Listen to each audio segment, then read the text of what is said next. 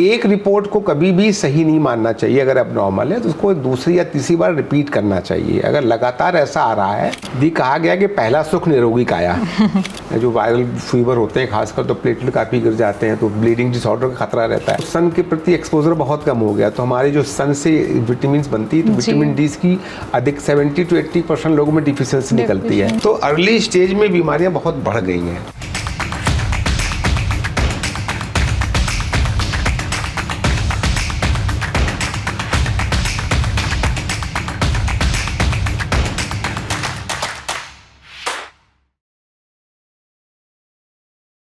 Daily life में हम चलते हैं, बोलते हैं, आपस में बातें करते हैं, फिर कभी अचानक से लगता है कि कहीं कुछ गड़बड़ हो रही है, शायद फिजिकली या फिर मेंटली।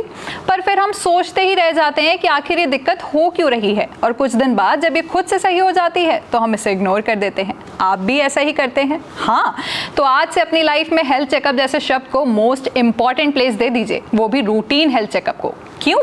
चलिए, अब क्यों जरूरी है ये शब्द आपकी लाइफ में, इस बात की इंपॉर्टेंस को आपको बताएंगे मैं नहीं, हमारे एक्सपर्ट पालीवाल डायग्नोस्टिक के director doctor Umesh Paliwal. Sir, आज जैसे हम हेल्थ चेकअप पे बात करेंगे, रूटीन चेकअप पे बात करेंगे, तो एक सवाल जो है जो जहन में सबसे पहले आता है वो ये है कि हेल्थ चेकअप से आपका क्या मतलब है, और ये हमारी, आपकी या सबकी लाइफ में इतना इंपॉर्टेंट रोल कैसे प्ले करता है? देखिए, पहली बात तो स्वास्थ्य परीक्षण या हेल्थ चेकअप इन जनरल जो पहले लोग जानते थे कि जब हमको कोई प्रॉब्लम आती थी, समस्या आती थी हेल्थ रिलेटेड, तो डॉक्टर के पास जाते थे।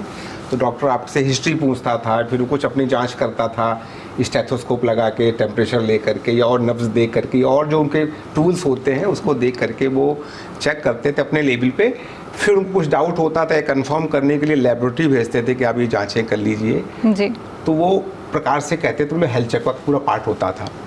लेकिन आजकल चूँकि पब्लिक अवेयर हो गई है और बीमारियां भी बहुत बढ़ गई हैं, तो हम लोग वैसे भी कहते हैं कि prevention is better than cure. जी।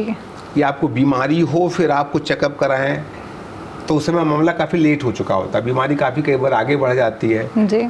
तो आपको लेटर स्टेज में बीमारी ना मालूम पड़े, जब वो लाइलाज हो जाए तब ना मालूम पड़े, तो आप समय से मालूम पड़ जाएगा अगर आपको, तो इलाज भी आपका अच्छा हो जाएगा, पूरी तरह से ठीक हो सकता है, जी।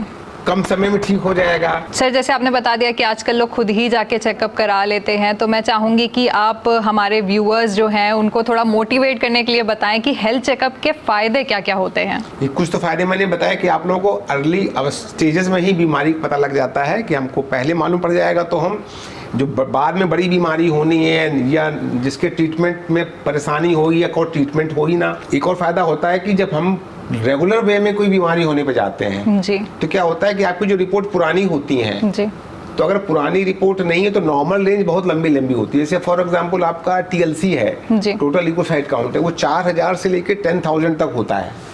अब हर व्यक्ति का एक बेसल होता है कि बेसल आपकी TLC कितना हमेशा रहता है। जी, जी। तो किसी का TLC 4000 है तो हम कहेंगे नॉर्मल है, किसी को इन्फेक्शन हुआ तो इन्फेक्शन होने से TLC बढ़ता है जी। अब किसी का नॉर्मल 4000 था, उसको बीमारी को इन्फेक्शन हुआ, अब उसका 8000 हो गया, तो कहने को तो नॉर्मल 2 टाइम्स हो गया, लेकिन वो नॉर्मल रेंज में ही दिखता है। जी, जी, जी। तो इस तरह अगर हमको मालूम हो कि किसी भी पेशेंट का नॉर्मल हमारा नॉर्मली होता रहता कितना है, बेसल क्या रहता है, तो अगर थोड़ा बहुत भी परिवर्तन होगा, चेंजेस होगा, तो हमको जब हम कोई बीमारी होगी तो समझ जाएंगे कि इनका नॉर्मल तो इतना रहता था, मॉनिटर कर पाएंगे, कितना बढ़ा। जी, जी, तो मॉनिटरिंग आसान हो जाती है, ये एक लाभ होता है चेकअप का। जी, जी। सर, एक और सवाल जहन में आ रहा है कि हेल्थ चेकअप की जब बात करते हैं वो तो कराने सभी को चाहिए, लेकिन एक कोई ऐसी स्पेसिफिक एज होती है जिसके बाद या जिसके पहले हेल्थ चेकअप मस्ट होता है कि कराना ही कराना चाहिए? देखिए, हेल्थ चेकअप पहले काफी 15-20 साल पहले जो ट्रेंड था बेसिकली ये तो बच्चों में हेल्थ चेकअप होता था जी, कि छोटे बच्चे होते जो उनके कंजेनाइटल पैदाइशी कुछ बीमारियां होती थी उनका पता लग जाता था।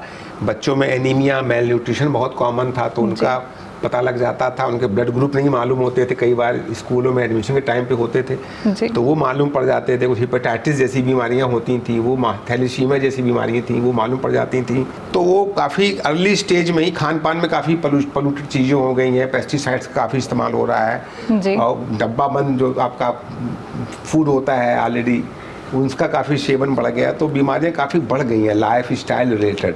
जी। तो यंगस्टर्स में बीमारियां होने लगी। इवन कार्डियक अटैक जो पहले आफ्टर 40 हुआ करते थे, अब वो 20 साल में भी आप देखते हैं कि कॉमन अच्छे हो लोगों गए को हो गया। जी, आजकल जिम में जाते हैं, हेल्दी होते हैं, जिम में जाकर अटैक हो जाता है। जी जी तो अर्ली स्टेज में बीमारियां बहुत बढ़ गई हैं। जी। तो इसलिए अब हम लोग कह सकते हैं कि हम लोग बच्चों में करते हैं, एक हम लोग करते हैं जो कि आफ्टर 50 कह सकते हो, जो कि एक होती है हमारी पूरी थ्रू आउट। तो थ्रू आउट में यूजली हम लोग कहते हैं जो 45 के बाद हेल्थ चेकअप था वो आगे आफ्टर 30 मस्ट कराना चाहिए। जी जी। और जो बीच की स्टेज है कहते हैं 20-20 ईयर्स से भी कभी कभी करा लेना चाहिए, 2-4 साल में करा लेना चाहिए। जी जी। और आफ्टर 45 कह सकते हैं तो कम से कम साल में एक बार करना चाहिए। आफ्टर 60 है तो साल में 2 बार करना चाहिए। तो ये प्रकार से हम लोग फ्रीक्वेंसी जैसे एज बढ़ती है, फ्रीक्वेंसी बढ़ जाती है, लेकिन शुरुआत काफ़ी पहले हो जाती है। सर जैसे हम बात कर रहे हैं हेल्थ चेकअप की, तो मैं चाहूँगी कि आप बताएं कि कौन कौन से ऐसे हेल्थ चेकअप हैं जो हमें कराने ही चाहिए, मतलब बिना डॉक्टर से कंसल्ट करे, जो हम जाके खुद करा सकते हैं। देखिए कुछ जांचें हैं जो हमें जानना बहुत ज़रूरी है। जैसे बताया कि डायबिटिक बहुत कॉमन बढ़ रही है, लाइफ स्टाइल डिसीज है, खासकर जो ओबीज हैं और कुछ एज बढ़ रही है, टेंशन में रहते हैं, एंग्जाइटी में रहते हैं, एक्सरसाइज नहीं कर पाते हैं, तो उनको तो डायबिटिक बहुत बढ़ रही। तो शुगर की जांच करानी चाहिए। तो उसमें बेसिकली ब्लड शुगर फास्टिंग होती है या रैंडम या खाना खाने के 2 घंटे बाद होती है। उसके अलावा एक HbA1c टेस्ट होता है जो कि 3 महीने का हमको एवरेज बता देता है। क्योंकि ब्लड शुगर फास्टिंग पीपी हम लोग करते हैं वो तो उसी दिन में क्या खाया पिया उसका इम्पैक्ट होता है। जी जी। तो वो 3 महीने का जब एवरेज मालूम पड़ता है तो हम लोगों की एक्यूरेसी बढ़ जाती है। तो वो जांच बहुत ज़रूरी है। साथ में हमने हीमोग्लोबिन एनीमिया तो नहीं है, ब्लड में कोई इन्फेक्शन तो नहीं है, कोई कैंसर तो नहीं है, कोई पैरासाइट तो नहीं है, तो उसके लिए CBC बहुत ज़रूरी होता है। प्लेटलेट की अक्सर जो वायरल फीवर होते हैं खासकर तो प्लेटलेट काफ़ी गिर जाते हैं, तो ब्लीडिंग डिसऑर्डर का खतरा रहता है जी। तो CBC कंप्लीट ब्लड काउंट बोलते हैं, वो बहुत ज़रूरी है। साथ में हमारे लीवर का बहुत इंपॉर्टेंट ऑर्गन है, तो लीवर फंक्शन टेस्ट होना चाहिए, उसमें कई टेस्ट आते हैं। किडनी फंक्शन टेस्ट है, उसमें किडनी सारी हमारी जितने भी इम्प्योरिटीज़ बॉडी में है वो सारा किडनी हमारी फिल्टर करके हमारी गंदगी बाहर निकालती है जी। तो किडनी फंक्शन टेस्ट में कई टेस्ट आते हैं, वो ज़रूरी होते हैं। साथ में थायराइड बहुत कॉमन हो गया है, अगर आप देखें पहले नहीं होता था। तो थायराइड में भी क्योंकि हार्मोन्स हैं तो उसमें किसी को मोटापा है, किसी को ठंड ज़्यादा लगती है, किसी को गर्मी ज़्यादा लगती है, किसी को एंग्जाइटी ज़्यादा हो रही, किसी को डिप्रेशन हो रहा है, तो कोई बहुत वेट नहीं गेन कर रहा है, तो उसमें थायराइड फंक्शन बहुत ज़रूरी हो गया है जी। आपका। इसके अलावा यूरिन में अक्सर इन्फेक्शन होते रहते हैं या कुछ इंटरनल प्रॉब्लम आती है, वो काफ़ी लेट इससे मालूम पड़ता है। तो यूरिन भी पूरी हमारी बॉडी को या खासकर किडनी को रिप्रेजेंट करता है, तो यूरिन की जांच भी होनी चाहिए जी। उसके अलावा विटामिन्स बहुत ज़रूरी हैं, क्योंकि हम लोग पहले आजकल इंडोर में ही रहते हैं और जो लोग बाहर निकलते भी तो अक्सर देखा सनस्क्रीन लोशन लगा लेते हैं या अम्ब्रेला लगा लेते हैं, तो सन के प्रति एक्सपोजर बहुत कम हो गया। तो हमारे जो सन से विटामिन्स बनती है तो विटामिन डी की अधिक 70 to 80% लोगों में डिफिशियंसी निकलती है। और वो डिफिशियंसी ऐसी है कि क्योंकि हमारे हर ऑर्गन के लिए विटामिन डी बहुत ज़रूरी है, चाहे वो कैल्शियम का एब्जॉर्प्शन हो या कोई फंक्शन हो बॉडी में, हर ऑर्गन के लिए विटामिन, तो इसलिए विटामिन डी ज़रूरी है। विटामिन B12 भी बॉडी के हर ऑर्गन्स के लिए बहुत ज़रूरी, चाहे वो एनीमिया के लिए हो या और भी हैं, तो विटामिन B12 बहुत ज़रूरी है। साथ में हमारे ब्लड ग्रुप जैसे बहुत ज़रूरी है। इसके अलावा हेपेटाइटिस वगैरह इन्फेक्शन हो जाते हैं, वो भी कराना चाहिए जी। तो ये बैटरी ऑफ टेस्ट है, उसमें और जितना जितना चाहते हैं उतनी चीज़ें बढ़ती जाती हैं। जैसे ओल्ड एज है, जैसे मैंने बताया था, जो आफ्टर 50 ईयर्स हैं ओल्ड एज वाले हैं, तो उनमें हमारी कैंसर का संभावना बढ़ जाती है। तो मेल में पुरुषों में हम लोग PSA जरूर कर लेते हैं जी। तो उनका प्रोस्टेट स्पेसिफिक एंटीजन कॉमन है। महिलाओं में ब्रेस्ट कैंसर और सर्वाइकल कैंसर बहुत कॉमन होता है, तो ब्रेस्ट कैंसर में हम लोग मेमोग्राफी कर लेते हैं और जो है हम लोग पैप स्मीयर से हम लोग सर्वाइकल कैंसर जो है वेजिनल कैंसर का पता लगा लेते हैं। जी जी। तो ये जाँचें कॉमन है, बाकी और भी बहुत सारी जाँचें होती हैं, वो डिपेंड करती हैं फिर किसकी हिस्ट्री कैसी क्या है। जी जी, वो तो पर्सन बाय पर्सन डिफर करेगी। जी जी जी, लेकिन ये मिनिमम है जो बताया मैंने, तो करानी ही चाहिए। जी, हमने टेस्ट की बात कर ली, तो अब बात करेंगे रिपोर्ट्स की। तो कई बार ऐसा होता है कि जब रिपोर्ट्स आती हैं तो वो गलत आती हैं, तो ऐसे में इंसान घबरा जाता है, पेशेंट, या फिर वो जाके डॉक्टर को दिखाता है, फिर वो लोग शायद आगे का ट्रीटमेंट शुरू कर देते हैं, फिर होता है कि चलो एक बार और चेकअप करा लें, फिर चीज़ें नॉर्मल आती हैं। तो एक गलत रिपोर्ट की वजह से काफ़ी सारी दिक्कतें हो जाती हैं। तो ये रिपोर्ट्स गलत क्यों आती हैं? इसकी देखिए कई वजह होती हैं। पहली वजह तो ये होती है कि सैंपल कैसे लिया गया। जी। तो अगर प्रॉपर सैंपल लिया जाए, जैसे फास्टिंग जैसे कहते हैं, जो टेस्ट फास्टिंग है तो फास्टिंग होनी चाहिए। उसके अलावा किस तरह की वायल में लिया गया, प्रॉपर जी। वायल में लिया गया क्या नहीं लिया गया, उनकी वायलों की गुणवत्ता क्या थी, क्वालिटी कैसी थी। साथ में ट्रांसपोर्टेशन बहुत इंपॉर्टेंट है कि कितनी देर में लैब पहुंचा। तो जितनी जल्दी लैब में पहुंचेगा उतना उसमें डिटोरेशन कम होगा। आजकल क्या हो गया कि बहुत सारी कंपनियां जो बाहर की हैं वो आजकल प्रमोशन करती हैं उसका, हेल्थ चेकअप कराइए, और वो फिर सैंपल ले करके डिफरेंट जगह से इकट्ठा करके दूसरे शहरों में भेजती हैं, तो उनमें गुणवत्ता में फ़र्क आता है। जी जी। चौथा क्या कारण है कि आजकल मेडिकल एक जो एक प्रोफेशनल एथिकल प्रैक्टिस थी, एथिक्स थी, मॉरल था, तो आजकल बिजनेस ओरिएंटेशन भी बहुत ज़्यादा हो गया है। आजकल लोग आते हैं, कंपनियां बनाते हैं, स्टार्टअप बनाते हैं, और उनका काम होता है स्केल अप करना, कि कंपनी को स्केल अप करो कैसे भी, चाहे शुरू में लॉस में काम करो, स्केल अप करो। लॉस वाली कंपनी को एक अच्छा कमा कर लोग कंपनियाँ बेच देते हैं। M&A कल्चर चल रहा है, तो वो एनी हाउ स्केल अप करना उनका एम, उनको लगातार काम करना ही नहीं है जी। उनको ये नहीं करना है कि हमको इस प्रोफेशन को आगे बढ़ाना है। जी जी। उन्होंने कुछ साल काम किया, स्केल अप किया, कंपनी बेच दी, तो उनको उससे मतलब नहीं रिपोर्ट कैसी आ रही थी, वो भी कारण है। तो इसलिए उसके लिए हम यही कहेंगे, अगर आप चाहते हैं कि रिपोर्ट्स रिलायबल हों तो पहली बात है जितना निकट में करेंगे, जितना पास में प्रोसेसिंग होगी उसका फ़र्क पड़ेगा। जी। टेक्नीशियन जो आ रहा है वेल ट्रेंड है कि नहीं है, और एजुकेटेड है या नहीं टेक्नीशियन। इसके अलावा जो लैब में हो रहा है वो एनेबल लैब अगर है, जो क्वालिटी जहाँ पे मेंटेन की जाती है, जो एनेबल एक ऐसा हॉस्पिटल के लिए NABH होता है और लेबोरेटरी के लिए NABL होता है। अगर NABL एक्रेडिटेड है, इसका मतलब उसके सारे स्टैंडर्ड जो नॉर्म्स हैं क्वालिटी के वो फुलफिल किए जा रहे हैं जी। तो ऐसी जगह पे कराएं, और खासकर अगर पैथोलॉजिस्ट ओन लैब है तो वो तो उसका काम तो प्रोफेशनली उसको सेवा करना है, मतलब उसको काम करना है, ना कि बिजनेस करना है। जी जी। जैसे आपने पैथोलॉजी को चुनने के लिए इतनी सारी बातें बताई, तो मैं चाहूंगी कि आप हमारे व्यूवर्स को ये भी बताएं कि जब वो अपना चेकअप कराने के लिए जाएं तो वो पैथोलॉजी को कैसे चुने, कि किस पैथोलॉजी पे उनको टेस्ट कराने चाहिए। देखिए, पहली बात तो मैंने बताया कि वो ऐसी लैब हो जो कि पैथोलॉजिस्ट द्वारा रन की जा रही हो। अगर पैथोलॉजिस्ट रन करेंगे तो प्रोफेशनल, चूंकि उसने इतनी एजुकेशन पाई हुई है, उसको मालूम है क्या सही है क्या गलत है। पहली बात अवेयरनेस होनी चाहिए। कोई बिजनेसमैन करेगा तो उसको पूरी अवेयरनेस नहीं होगी, छोटी मोटी नॉलेज होगी उसको। जी जी जी। तो जैसे पूरी जिंदगी दी हुई है तो एक एक पैरामीटर को समझता है, और उसकी गुडविल इन्वॉल्व है। एक व्यक्ति की गुडविल, खाली कंपनी गुडविल नहीं हुए, उस व्यक्ति की पर्सनल गुडविल भी इन्वॉल्व है, तो वो बदमाशी नहीं करेगा, लापरवाही नहीं करेगा। तीसरा, जो गवर्नमेंट ने नॉर्म्स बनाए हुए कि हमारी NABL लैब हो, NABL एक्रेडिटेड लैब हो, तो वो फिर चूंकि नॉर्म्स है, जैसे ISO होता है, तो हमको वो रिक्वायरमेंट फुलफिल करनी होती है, अपने डाटा को शेयर करना होता है, अपने हमें क्वालिटी कंट्रोल मिलते हैं, उन क्वालिटी कंट्रोल की रिपोर्ट जाके देनी होती है कि हम किस लेवल पे पहुंच रहे हैं जी। तो अगर हम NABL एक्रेडिट होंगे तो हमारी क्वालिटी ऑलरेडी अच्छी होगी। और अगर पास में हो तो सोने सुहागा। जो सैंपल दूर दूर जा रहे हैं, दूसरे शहरों में जा रहे हैं बिजनेस पर्पज से, तो जब ट्रांसपोर्ट होगा तो वो कुछ ना कुछ तो उसमें डिटोरेशन आएगा, कितना भी आप कर लें। वैसे तो अच्छी लैब हैं, वो तो खैर करती हैं, टेम्परेचर मेंटेन करती हैं।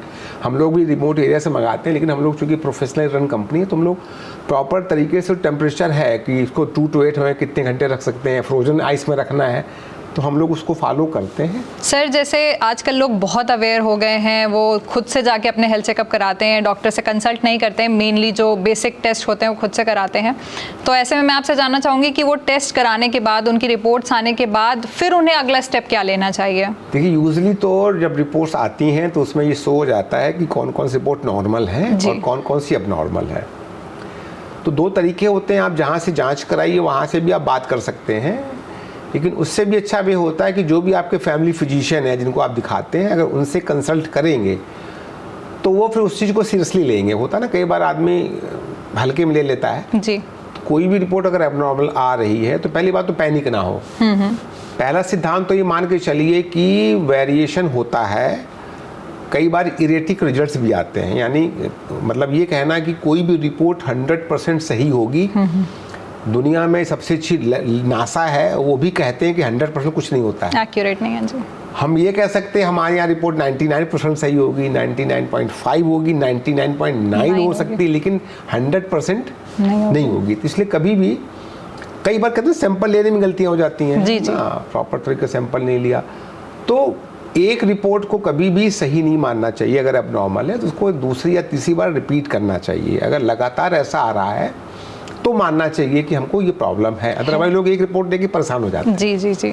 फिर अगर आ रहा है, लगातार आ रहा है कि रिपोर्ट एबनॉर्मल, तो फिर किसी डॉक्टर को जो उस विशेष, कभी पहली बात फैमिली फिजिशियन कि जो आपको हर चीज़ देख सकता है, वो प्रॉपर गाइड करेगा, बेस्ट वो उसको दिखा ले। फिर अगर वो करते हैं रिकमेंड कि आप भाई इस विशेषज्ञ को दिखा लो, जो एक्सपर्ट्स हैं हमारे फील्ड में, उनको दिखा दो, वो स्टेप बेहतर है बेसिकली। जी जी सर, एक और सवाल है जो कई बार लोगों के मन में आता है, आई एम श्योर हमारे जो ऑडियंस होंगे उनके मन में भी आ रहा होगा, कि हम लोग जब जांचें कराते हैं तो वो काफ़ी महंगी होती हैं, लेकिन जब हम हेल्थ चेकअप कराते हैं, फुल बॉडी का चेकअप कराते हैं, तो वो सस्ता पड़ जाता है।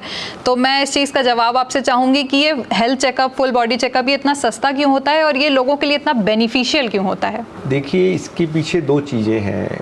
एक तो कहते हैं ना कि कुछ भी काम अगर हम बल्क में करते हैं तो कॉस्ट कम हो जाती है। फॉर एग्जांपल, आपने कहा कि हमको जो है हीमोग्लोबिन करना है, हमको ब्लड शुगर फास्टिंग करना है और हमको सीरम क्रिएटिनिन करना है, 3 टेस्ट करने हैं जैसे जी। तो 3 टेस्ट करने के लिए जो मैन पावर लगेगी, वो 3 टेस्ट के लिए मैन पावर एक ही व्यक्ति उतना ही समय लगाएगा सैंपल लेने में, तो उस मैन पावर की भी कॉस्ट है जो सैंपल ले रहा है।